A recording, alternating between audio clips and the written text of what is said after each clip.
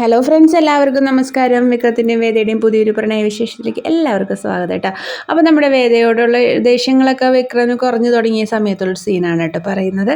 അപ്പോൾ നമ്മുടെ വിക്രം ഇപ്പോൾ ഇടയ്ക്കാണെങ്കിൽ വേദേനെ കാണാനായിട്ട് ഇങ്ങനെ വീട്ടിലേക്ക് വരും. ഉച്ചയ്ക്കായാലും ഇങ്ങനെ സമയമൊന്നുമില്ല, ഇപ്പോൾ ഇടയ്ക്കിടയ്ക്ക് വേദയെ കാണാൻ തോന്നുമ്പോഴൊക്കെ വിക്രം വരും കേട്ടോ.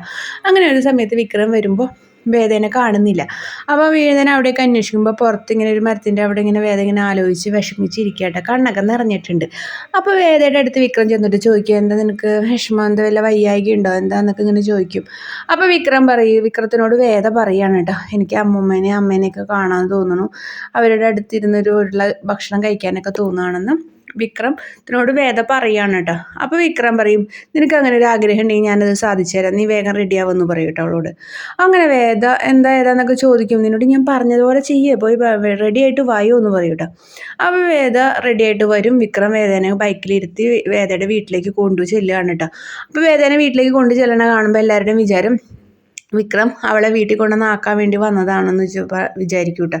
അപ്പോൾ എല്ലാവരും ചെന്ന് ഭയങ്കര സന്തോഷത്തോടുകൂടി നമ്മുടെ വേദനെ അകത്തേക്ക് കയറ്റി കൊണ്ടുപോകും.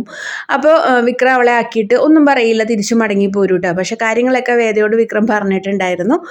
അപ്പോൾ അടുത്ത ഭാഗമായിട്ട് നമുക്കത് പറയാം. അപ്പോൾ വീഡിയോ ഇഷ്ടമായെങ്കിൽ ലൈക്ക് ചെയ്യാനും ഷെയർ ചെയ്യാനും സബ്സ്ക്രൈബ് ചെയ്യാനും മറക്കല്ലേ കേട്ടോ.